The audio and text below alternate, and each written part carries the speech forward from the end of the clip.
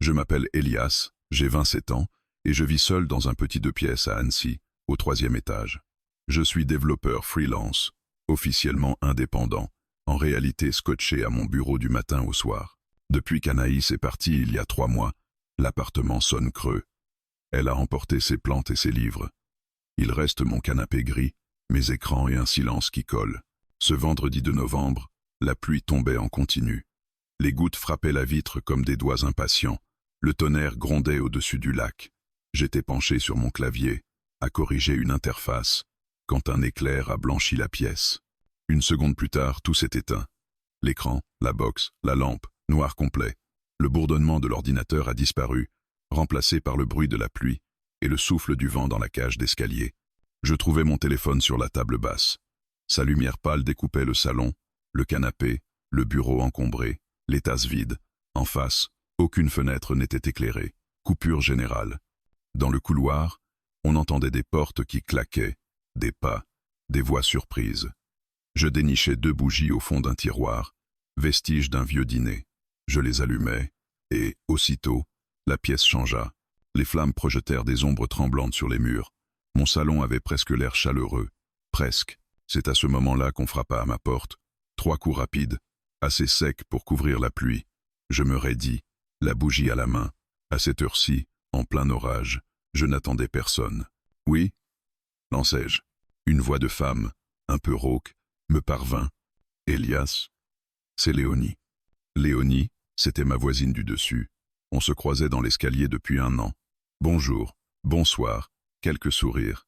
Je savais qu'elle donnait des cours, qu'elle rentrait souvent tard, qu'elle devait avoir autour de la 40aine. On murmurait qu'elle était divorcée. Les murs de l'immeuble étaient bavards. J'ouvris. Elle se tenait là, trempée, un manteau beige collé au corps, les cheveux attachés trop vite, quelques mèches plaquées sur ses joues. Elle tenait un sac de sport gonflé. L'odeur de pluie et de parfum entra avec elle. « Désolée de débarquer comme ça, dit-elle.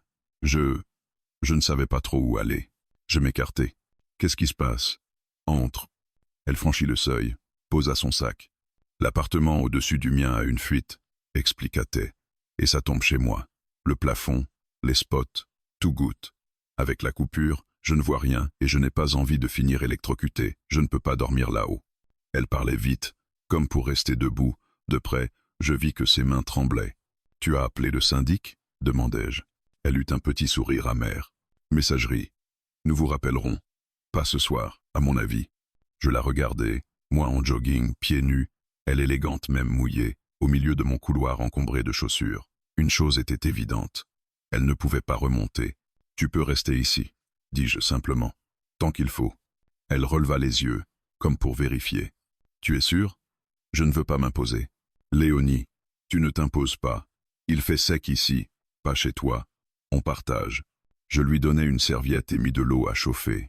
Pendant que la casserole frémissait, elle se promena dans le salon, s'arrêtant devant mes affiches, mes croquis, une vue au crayon du lac en hiver. « Tu dessines ?» demanda-t-elle. « Quand je fais une pause, » répondis-je. « Ça change du code. » Elle se pencha vers le dessin. « On dirait que tu essaies de retenir la lumière, » murmura-t-elle. Sa remarque me toucha plus que je ne voulais l'avouer.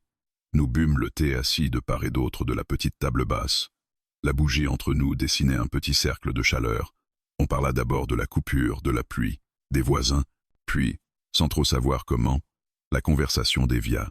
Elle m'expliqua qu'elle donnait des cours de français et de littérature à des lycéens, qu'elle corrigeait des rédactions jusqu'à minuit, qu'elle aimait les phrases maladroites mais sincères. Je lui parlais de mes clients sans visage, des nuits devant des lignes de code, de cette sensation d'être utile mais invisible. À un moment, je lâchai. Je n'aime pas les soirées comme ça. Avant, il y avait toujours quelqu'un pour râler contre l'orage avec moi. Elle la pose à sa tasse. Avant, je haussais les épaules. Ma copine est partie il y a 3 mois.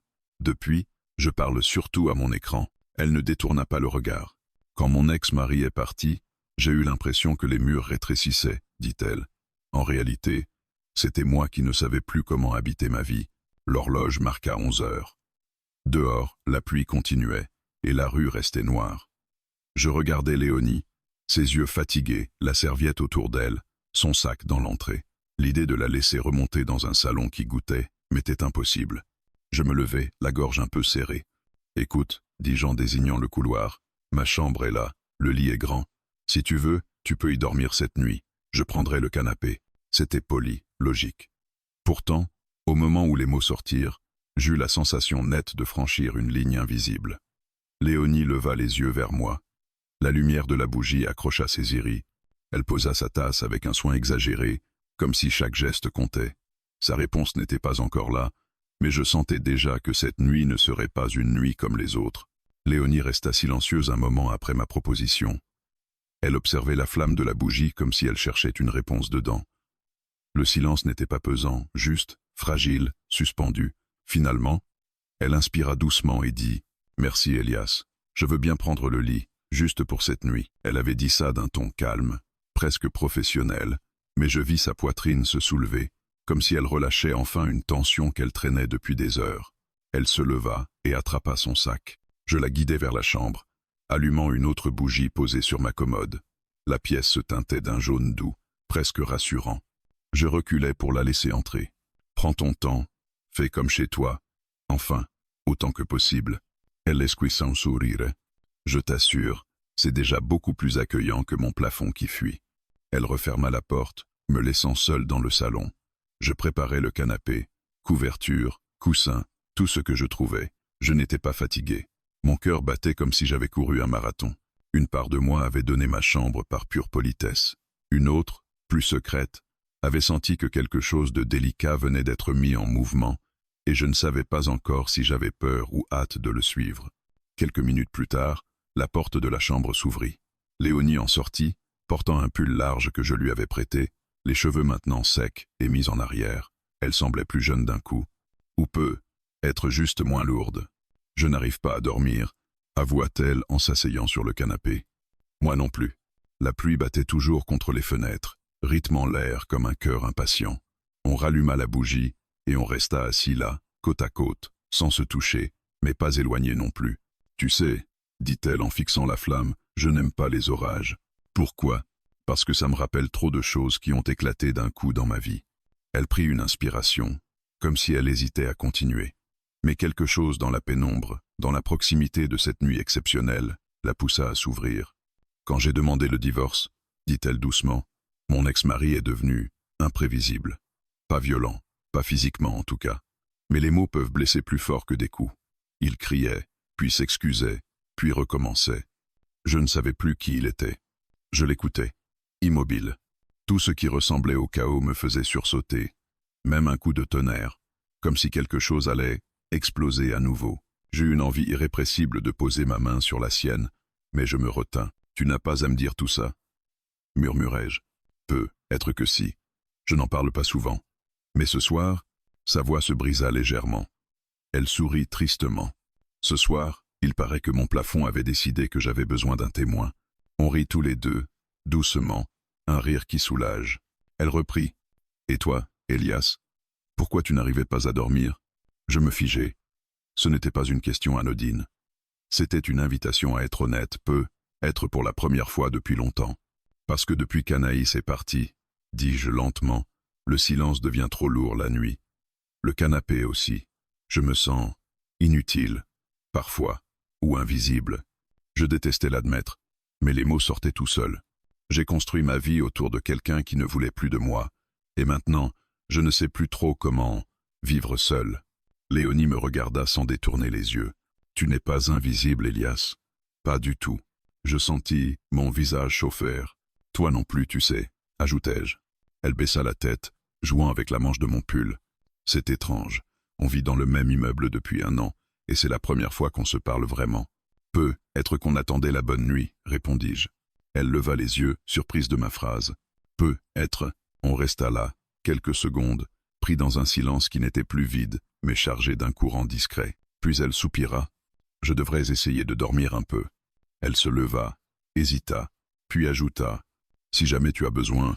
Enfin, si le canapé est trop inconfortable, appelle-moi. » Je souris. « Promise. » Elle se dirigea vers la chambre, mais au moment d'entrer, elle se retourna. « Et toi aussi, Elias.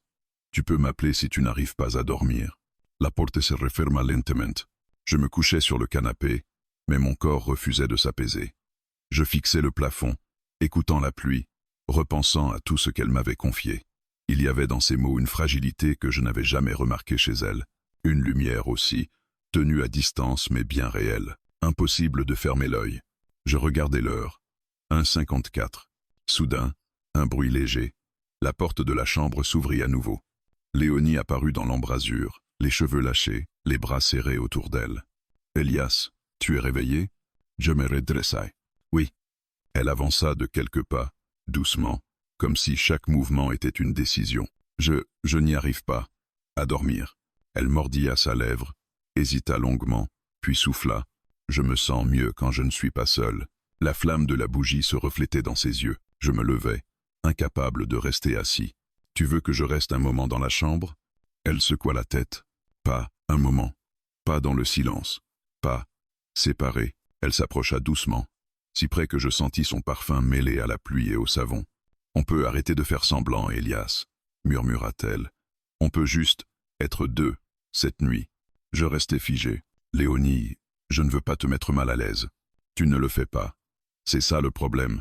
Tu me fais me sentir en sécurité. » Elle posa une main légère sur mon avant-bras, un contact simple, mais il renversa tout. Elle inspira et me chuchota « Viens ». Puis elle ajouta, presque dans un souffle, « Arrêtons de mentir ». Sans attendre ma réponse, elle ouvrit doucement la porte de la chambre. Et cette nuit-là, sous un ciel déchiré par la pluie, deux voisins qui n'étaient que des silhouettes anonymes l'un pour l'autre firent leur premier pas vers une histoire qui allait renverser tout ce qu'ils croyaient savoir sur la solitude. La chambre n'était éclairée que par une seule bougie, posée sur la commode. Sa petite flamme vacillait à chaque fois que Léonie avançait d'un pas, projetant des mouvements d'ombre sur les murs. Elle marchait lentement, comme si elle craignait que le bruit de ses talons nus sur le parquet puisse briser quelque chose d'important, quelque chose de fragile et de vivant. Je restais dans l'embrasure de la porte, incapable d'entrer ou de reculer. Je n'avais jamais vu Léonie comme ça, défaite de toute distance, de toute armure.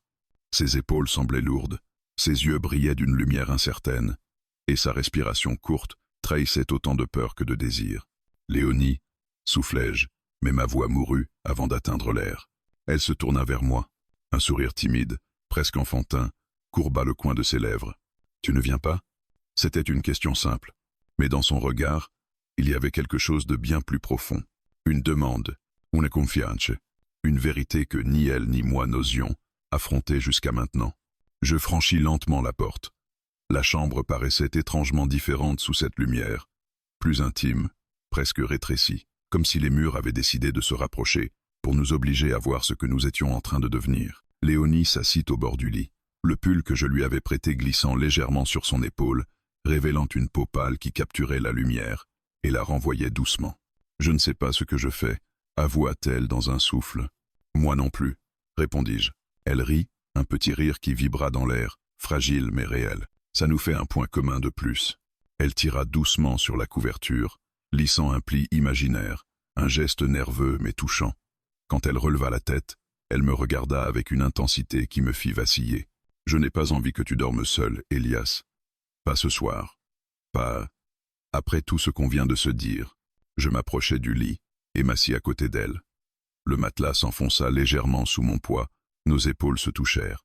C'était un contact minuscule, mais c'était comme si une décharge douce passait de l'un à l'autre. « On n'est pas obligé, » commençai-je. « Non, » m'interrompit-elle. « Non, justement. On n'est obligé à rien. Mais on s'empêche de tout. » Elle tourna la tête vers moi. « Alors on va arrêter de mentir. » Ces mots tombèrent dans la pièce comme une vérité qu'on retenait depuis des semaines. Peut être des mois. Peut être depuis la première fois où on s'était dit bonjour dans l'escalier, sans jamais comprendre pourquoi ce simple échange nous laissait un peu différents. Elle leva une main hésitante, la posa sur ma joue. Son pouce caressa ma tempe, un geste si tendre qu'il me brisa quelque chose à l'intérieur. « Tu n'es pas un inconnu pour moi, Elias. Tu ne l'as jamais été. Même quand je ne te parlais pas, je te voyais.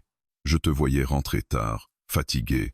Je te voyais sortir de ta boîte aux lettres avec ces cernes impossibles.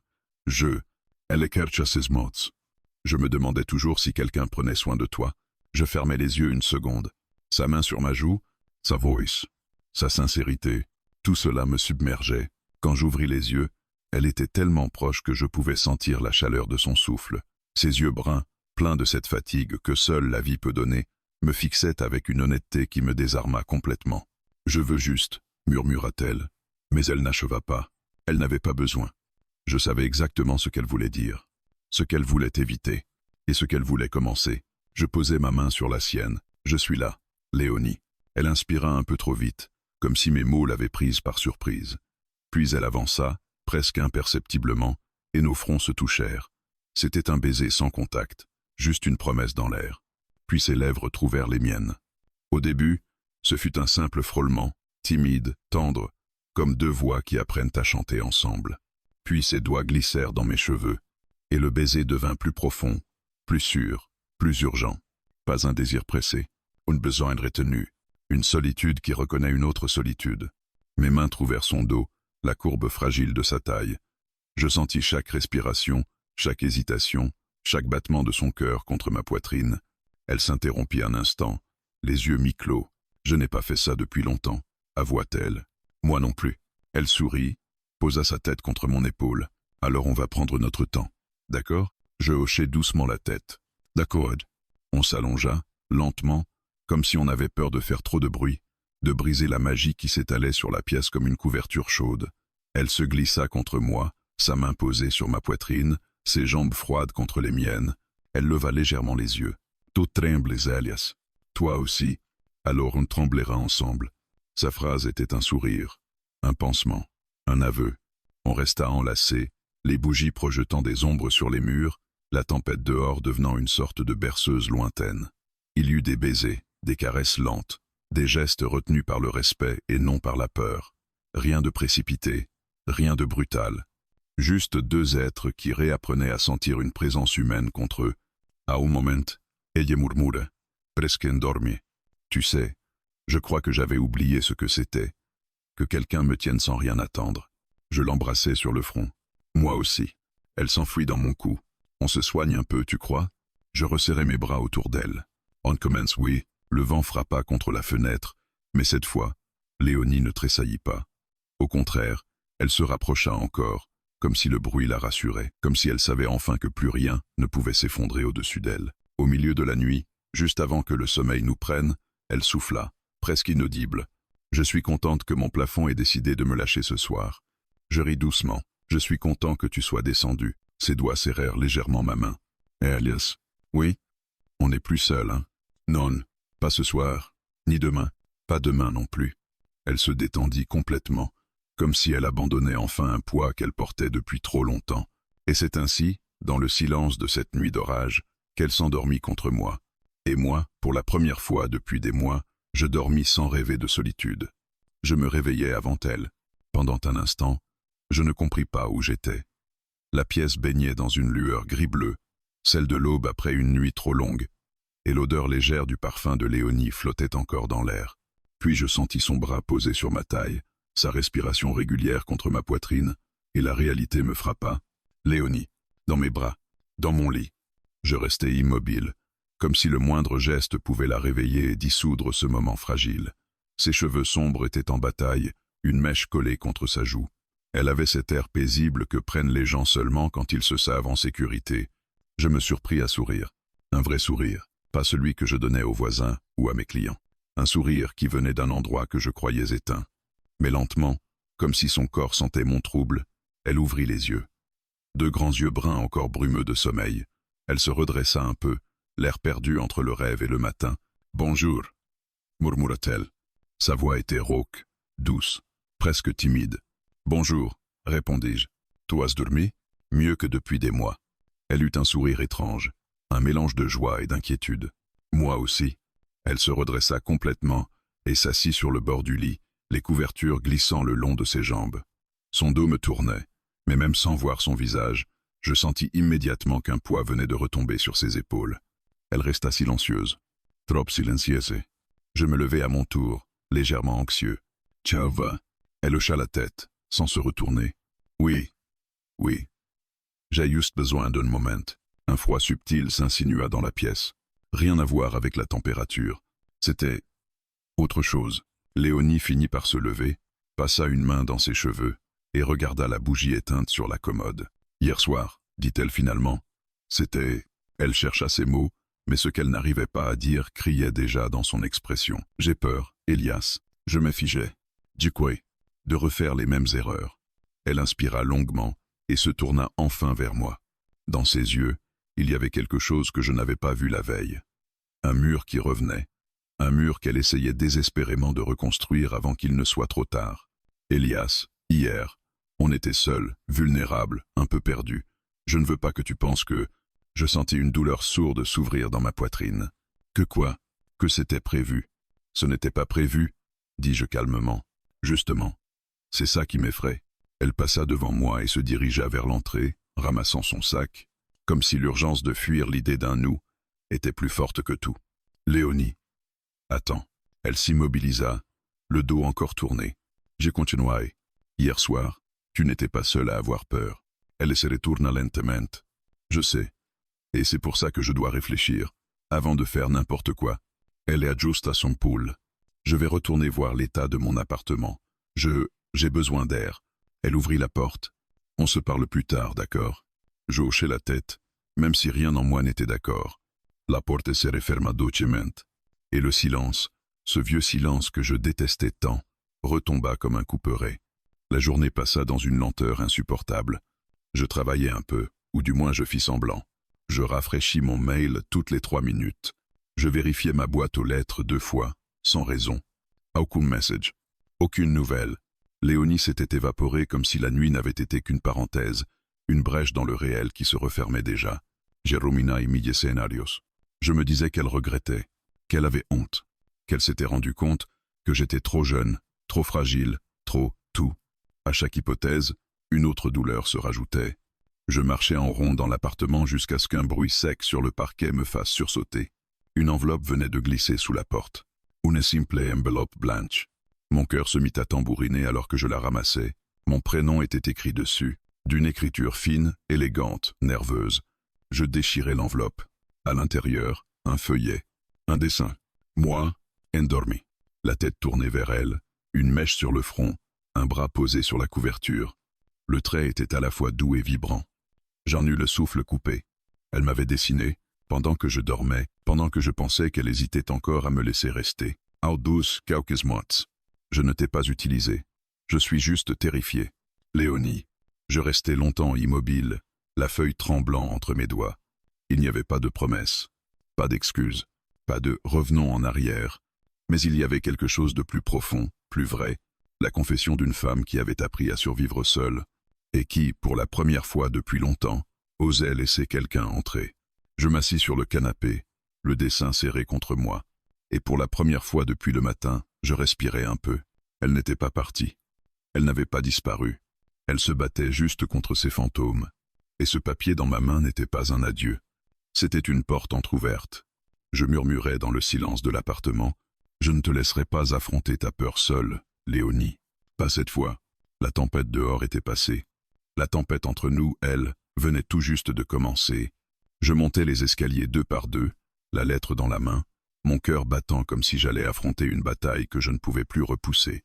Devant la porte de Léonie, un bruit de marteau résonnait. Les ouvriers étaient en train de retirer une partie du plafond imbibé d'eau. Une forte odeur de plâtre humide flottait dans le couloir. Je frappai doucement. La porte s'ouvrit presque immédiatement. Léonie se tenait là, les cheveux attachés à la va-vite, un vieux pull gris sur les épaules. Son regard fatigué s'illumina, puis se troubla en me voyant. « Elias !» Elle sembla chercher ses mots, mais je levai la lettre. « On doit parler. » Elle hocha la tête, referma la porte derrière moi, et fit signe de ne pas faire attention au chaos qui régnait dans son salon. Seau d'eau, bâche, morceaux de placo au sol. « Désolé pour le désordre, » murmura-t-elle. « C'est la conséquence de ma fuite d'hier. » Je déposai la lettre sur la table. « Tu as dit que tu étais terrifiée. » « Terrifiée de quoi, Léonie ? » « De moi ? Non. » Elle répondit trop vite, comme un réflexe. « Pas de toi. Jamais de toi. » Je m'approchai, doucement. « Alors de quoi ?» Elle se laissa tomber sur une chaise, les mains serrées autour d'une tasse vide.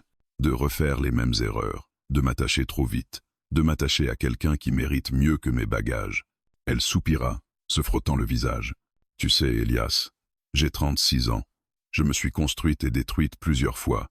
J'ai aimé un homme qui a suffoqué sous ma présence, et qui m'a fait croire que c'était entièrement ma faute.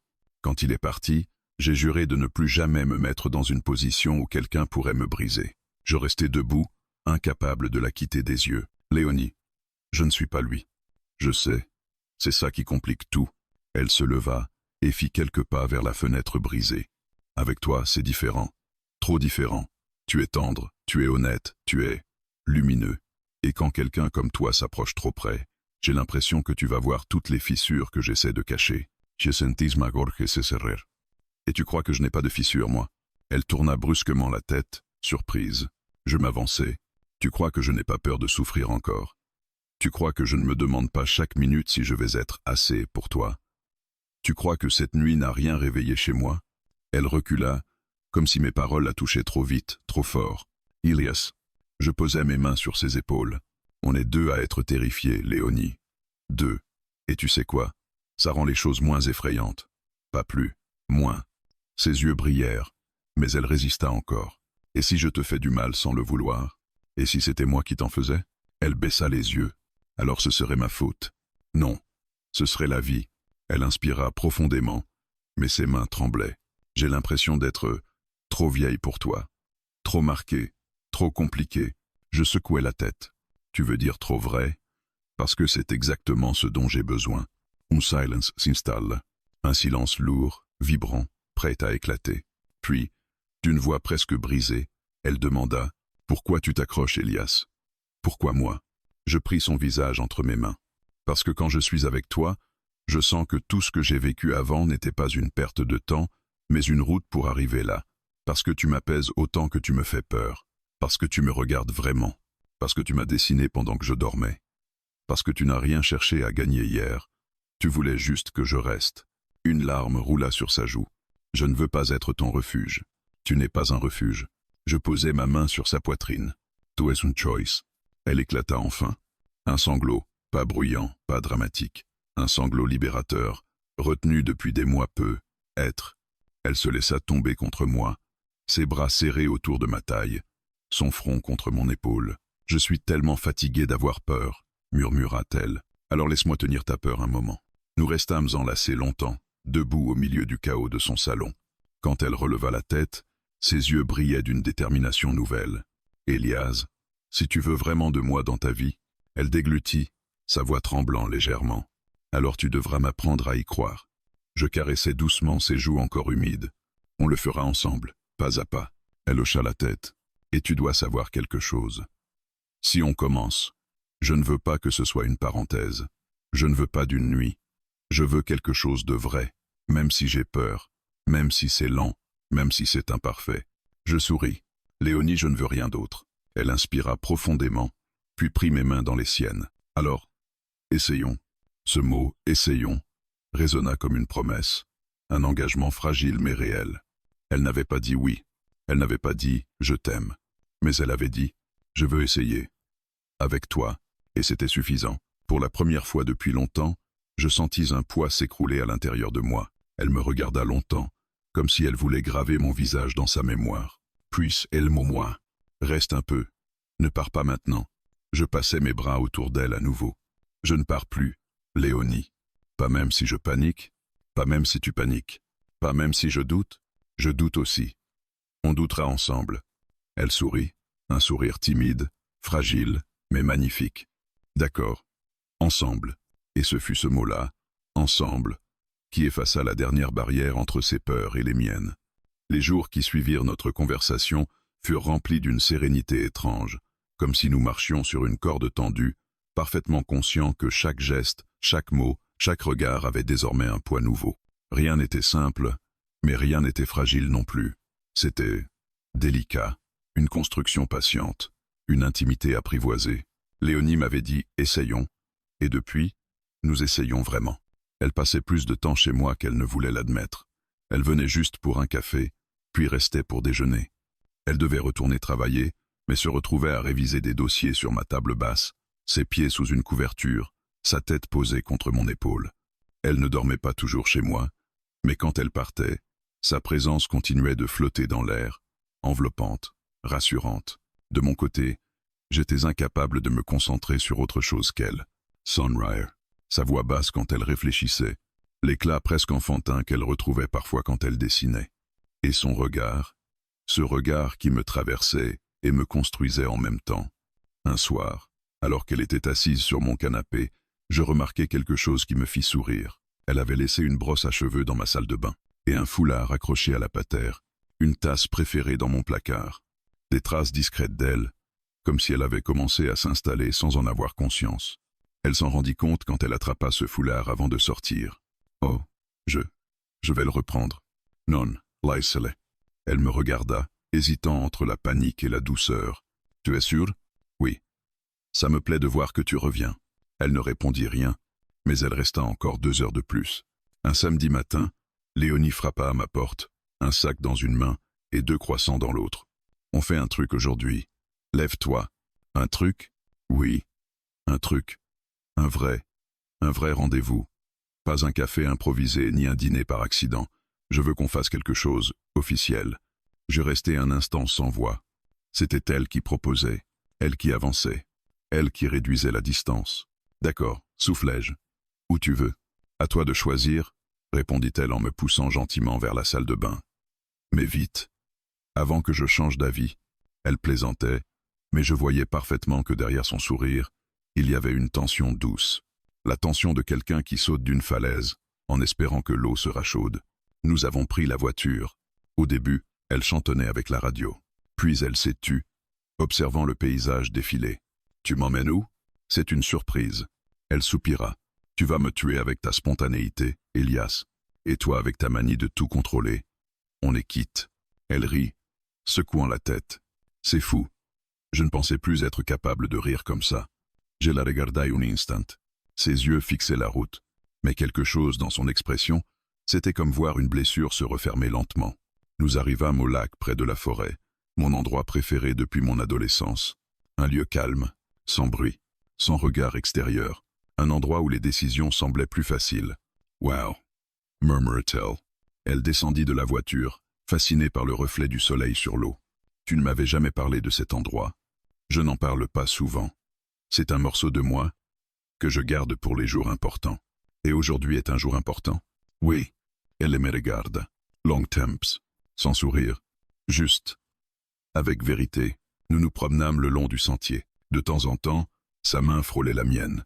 Puis elle la retirait, comme si elle avait oublié qu'elle avait le droit. Et chaque fois, je souriais doucement. Après une demi-heure, elle se stoppa soudain. « Elias. »« Oui. » J'ai peur. Je m'approchai. « Du quoi? » ?»« De. Nous. » Elle ferma les yeux. « De ce que je ressens. De ce que ça pourrait devenir. Parce que je ne veux pas que tout cela s'effondre un jour. Parce que si tu me brises, je ne sais pas si j'aurai la force de me reconstruire encore une fois. » Je pris son visage entre mes mains. « Léonie, tu ne vas pas te briser. Tu n'en sais rien. Tu as raison. » Elle rouvrit les yeux. Surprise. « Je n'en sais rien. Mais je sais ce que je veux. Et c'est quoi? Toi. » Elle inspira profondément, comme si mes mots pénétraient directement dans ses os. « Tu veux vraiment de quelqu'un qui panique pour un rien? Je veux quelqu'un qui ressent. Tu veux vraiment de mes doutes? J'ai les miens aussi. Tu veux vraiment de mon passé? Si c'est le tien, oui. Tu veux vraiment? Moi? Je souris. Oui. Juste toi. Pas ce que tu crois devoir être. Pas ce que tu caches. Juste toi. » Elle baissa les yeux. « Alors montre-moi. Oui. Montre-moi que je peux m'appuyer sur toi.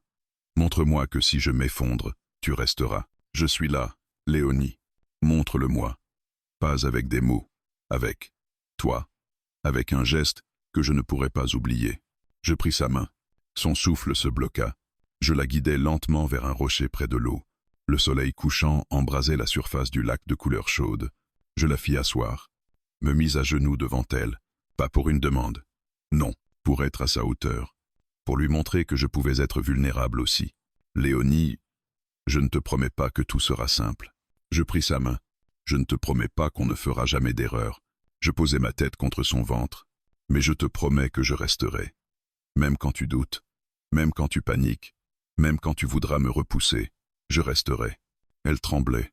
Elle posa ses mains sur ma tête. Ses doigts glissèrent dans mes cheveux. Puis, lentement, elle se mit à genoux aussi, face à moi, son front contre le mien. « Elias. Sa voix se brisa. Je crois que je t'aime déjà. » Je restais immobile, figée par la douceur violente de ses mots. Elle recula légèrement, paniquée d'avoir trop dit. Je ne voulais pas. C'est sorti tout seul. Dis-le encore. Elle ouvrit la bouche, sans son. Je passai ma main derrière sa nuque et l'attirai doucement vers moi. Dis-le encore, Léonie. Je t'aime. Encore. Je t'aime. Encore. Elle posa ses mains contre mon visage, ses yeux brillants. Je t'aime, Elias. Je t'aime et ça me fait peur, mais je te choisis quand même. Je l'embrassai. Longuement. Profondément, comme si tout dans ma vie avait mené à cet instant précis. Quand nous sommes rentrés chez moi ce soir-là, il n'y eut aucune hésitation. Hélène leva sa veste, déposa son sac, se tourna vers moi. Je ne veux plus mentir. Elle s'approcha. Sa main glissa dans la mienne. Je veux rester. Pas pour une nuit, pas pour quelques jours, pour le temps qu'il faudra. Je la regardai, incapable de parler. Alors, viens, Elias. Sa voix devint un murmure. Viens ici. Et je vins. Pas par désir, pas par impulsion, mais parce que c'était enfin nous. Parce que c'était enfin le moment où deux solitudes arrêtaient de survivre et commençaient à construire. Cette nuit-là, nous ne fûmes plus deux personnes blessées cherchant du réconfort. Nous devîmes deux personnes choisissant de guérir ensemble.